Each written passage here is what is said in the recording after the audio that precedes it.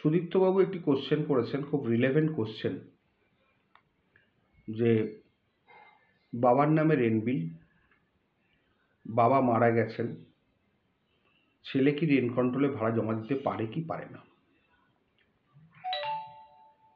এক্ষেত্রে ছেলে পারে, যদি 5 বছরের মধ্যে হয়। রেন্ট কন্ট্রোলের 2G আইন সম্বন্ধে ওয়াকিবহল। বাবা মারা যাওয়ার পরে ছেলে স্ট্যাটিউটারি টেনেন্ট হবে বা বোনাফাইড টেনেন্ট হবে যদি ল্যান্ডলর্ড মেনে নেয়, এবং সেটা up to 5 years from the date of his father. এবার 5 বছরের মধ্যে, ধরুন বাবা মারা যাওয়ার পরের মাসে ছেলে মানি অর্ডার করলো, মানি অর্ডার করে মানি অর্ডারটা রিফিউজড হয়ে চলে এলো, তারপর রেন্ট কন্ট্রোলে ছেলে যেতেই পারে এবং ভাড়া জমা দিয়ে যাচ্ছে, রেন্ট কন্ট্রোলে ভাড়া জমা দিয়ে যাচ্ছে, তাতে কোনো ডিফল্টার হবে না আপ টু 5 years অবধি। তারপর 5 years হয়ে যাওয়ার পরে তার ডিপোজিটটা কিন্তু ব্যাড ডিপোজিট হয়ে যাবে রেন্ট কন্ট্রোলের কাছে। যদিও রেন্ট কন্ট্রোল তো আর জানবে না, রেন্ট কন্ট্রোল একবার অ্যালাউ করে দিলে সে ভাড়াটা চলতেই থাকে, কারণ উনি 5 বছরের মধ্যে করছেন, ভ্যালিড পিরিয়ডের মধ্যেই করছেন। তাহলে এটা চ্যালেঞ্জ কোথায় হবে?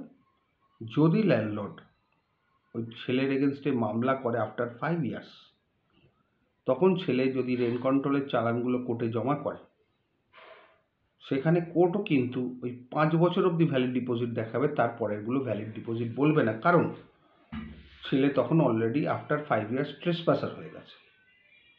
ট্রেসপাসারের কোনো রাইট নেই রেন্ট কন্ট্রোলে ভাড়া জমা দেওয়ার, ভাড়া দেওয়ারই তার রাইট নেই। তাও রেন্ট কন্ট্রোলে ভাড়া নিয়ে গেছে এই কারণে, কারণ রেন্ট কন্ট্রোলের পক্ষে জানা সম্ভব নয় কবে 5 বছর শেষ হচ্ছে।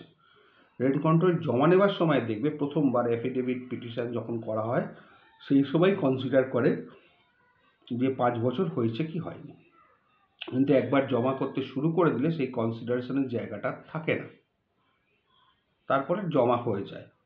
কিন্তু আগের ভিডিওতে যেরকম বলেছি, জমা হলেই কিন্তু সেটা ভ্যালিড ডিপোজিট নয়, সেটা একটা টেনেন্টদের স্যাটিসফ্যাকশন যে আমি রেন্ট কন্ট্রোলে জমা করেছি।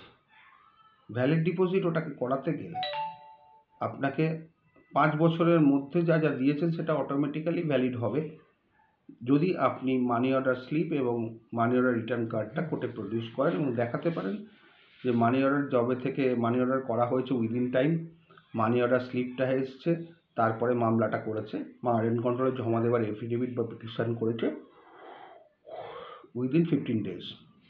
যদি এইভাবে চলে তাহলে কিন্তু ডিপোজিটটা গুড ডিপোজিট হবে। কিন্তু যদি এইরকম কোনো ভুল থাকে তাহলে কিন্তু ডিপোজিটটা ব্যাড ডিপোজিট হবে, এবং 5 বছরের পর জমা করলেও রেন্ট কন্ট্রোল অ্যাকসেপ্ট করে নেবে, কিন্তু কোর্ট অ্যাকসেপ্ট করবে না, সেটাকে ব্যাড ডিপোজিট বলেই ট্রিট করা হবে।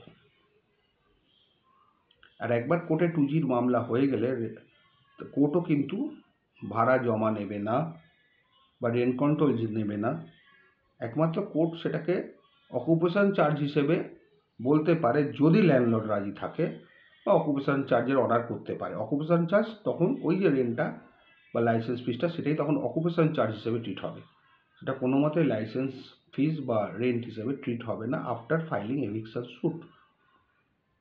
সুতরাং এইটা মাথায় রাখতে হবে যে আইনের বাইরে গিয়ে যদি ডিপোজিট করা হয় রেন্ট কন্ট্রোলের কাছে বাই সাপ্রেসিং এভরিথিং, তাহলে কিন্তু রেন্ট কন্ট্রোল হয়তো জমা নেবে কিন্তু কোর্ট সেটা মানবে না, এবং আলটিমেটলি লস কিন্তু টেনেন্ট বা লাইসেন্সি বা লিসরের হবে।